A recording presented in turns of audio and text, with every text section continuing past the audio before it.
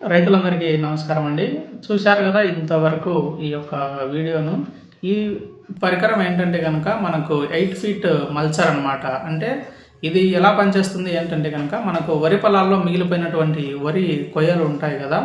ఆ వరి కొయ్యలను చాలామంది రైతులు ఏంటంటే గనక వారు ఇవి వ్యర్థాలుగా భావించేసి వాటిని అగ్గిపెట్టె సహాయంతో తగలబెడుతుంటారనమాట. ఈ తగలబెట్టడం వల్ల ఏంటంటే గనక మనకు చాలా రకాలైనటువంటి అనర్థాలైతే జరుగుతున్నాయన్నమాట.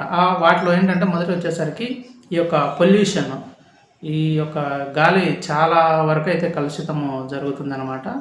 ఈ యొక్క ఎయిర్ పొల్యూషన్‌ను తగ్గించాలని చెప్పి ఈ 8 ఫీట్ మల్చర్‌ను గవర్నమెంట్ వారైతే కొత్తగా ప్రవేశపెట్టడం జరిగింది.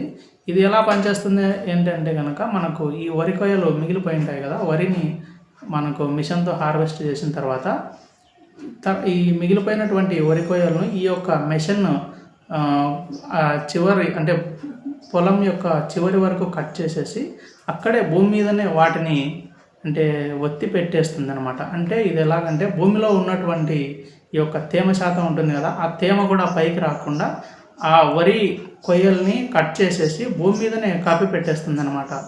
వీటి వల్ల ఏంటంటే కనుక మనకు చాలా రకాలైనటువంటి ప్రయోజనాలు ఉన్నాయి. మొదటిది వచ్చేసరికి ఈ యొక్క ఎయిర్ పొల్యూషన్‌ని చాలా వరకైతే మనకు కంట్రోల్ చేయొచ్చు. అలాగే నెక్స్ట్ వచ్చేసి ఏంటంటే కనుక మనకు భూమిలో ఉన్నటువంటి తేమ ఉంటుంది కదా!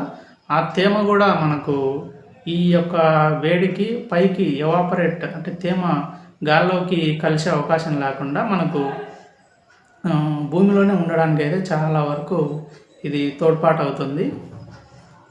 అలాగే మనకు ఈ యొక్క పంట కొయ్యలను అంటే వేరే వారితో పని మనుషులతో కోయించకుండా అంటే కలుపు తీయడము ఇవన్నీ ఎలాంటి అనవసరమైనటువంటి ఖర్చులు లేకుండా మనకు ఈ యొక్క మెషిన్‌తోనే ఈ పనిని ఈజీగా మనం చేసుకోవచ్చు.